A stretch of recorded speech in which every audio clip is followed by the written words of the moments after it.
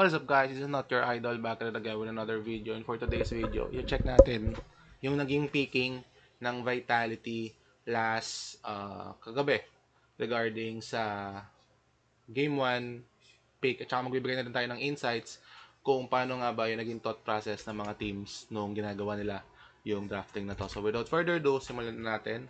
So blue side is yung Vitality, and Falcon naman is yung nasa red side. So dito more likely naging high risk high reward yung setup ng both teams. Tapos nagkatalo lang talaga sa pindutan, pero nonetheless aralin pa rin natin yung drafting pattern na ginawa ng both teams.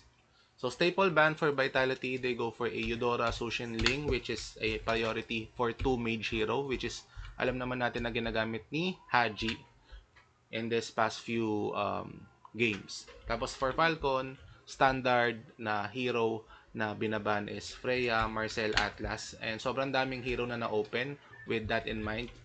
You can go with Phobius. You also have yung dalawang jungle natin, which is Fanny, Hirara. Tapos meron pa tayong Beleric. And then yeah. Hindi, may Freya pa. Hindi, walang Freya. Yeah. So ito yung mga apat na heroes pa, yung first pickable na pwede nating first pickable yung pwede nating i-pick. So may Phobius, may Fanny, Hirara, and may Beleric. So Vitality, they go for a Hirara pick, which is staple pick or parang standard pick na pwede mo ring i-pick. Pwede silang mag Beleric dito, pwede silang mag Fanny or Hirara, but ang pinili ng Vitality is Hirara pick. So to counter that, yung Falcon is kumuha na sila ng sunod na magandang hero para sa Falcon. So they go for a Beleric, which is one of the best roamers as of the moment, kasi Atlas Beleric lang yung pinaglalabanan na roamer ngayon. Plus the Valentina just to counter yung initiate ng Beleric, para lang hindi sila magkaroon ng counter initiate na setup from the Valentina. That's why they go for Beleric plus Valentina, which is good pick for Falcon on this moment. Next is Vitality, they go for a comfort pick na ginagamit talaga nila, and lason talaga ng Pilipinas kapag ginagamit ng mga teams na mahilig sa Clash. Tapos yung team natin is mahilig sa macro. So Selena, they go for that. Pinipick na to ng Vitality even nung first game pa nila or first series nila. They go for a Selena pick plus a Uranus. So dahil nga Beleric yung pinili ng Falcon, this Beleric will go to either XP lane or a tangal na to, a roam position. And yung pag-pick ng Uranus dito, it will give the option na yung Beleric would probably go tawag dito, XP or roam position. Kasi nga yung Uranus, isa to sa mga tinatandem kay Beleric kapag gusto niyo na si Beleric ay mag XP lane aside sa Esmeralda. Tapos dahil nga baka maubusan ng jungle dahil naban na yung Ling ng Vitality, automatic na yung third pick is gonna be a Fanny pick. So both good picks from both teams. Naka-counter nila yung isa't isa. Yung medyo kakaiba lang na pick dito, aside from the Uranus, kasi goods naman talaga yung Uranus, is the Selena pick, kasi more on comfortability and at the same time pang disruption talaga yung purpose ng hero na to. Kasi kung titingnan mo yung drafting nila, yung Beleric, Valentina, Fanny, wala namang tatamaan yung Selena dyan in yung standard. Sobrang galing mong mag-Selena pag tapatama mo yung pana sa mga gantong types ng hero.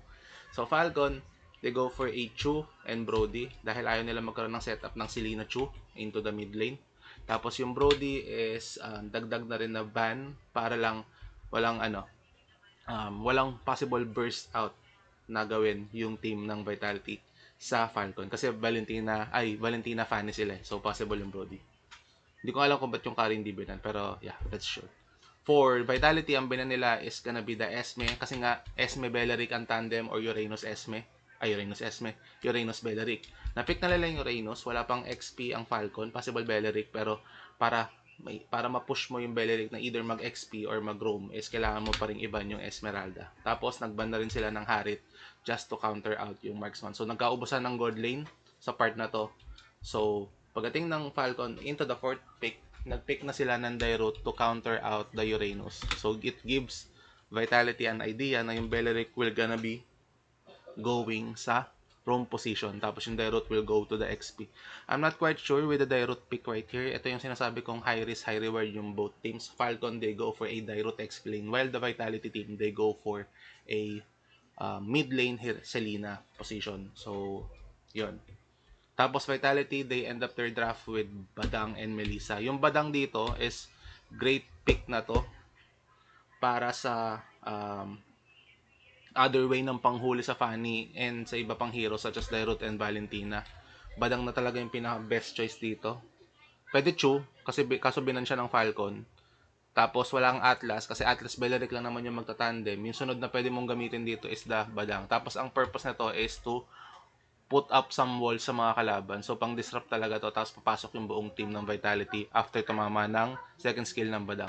Tapos, yung Melissa dito is pinik nila just to counter out the Fanny, Dairut, and the Valentina.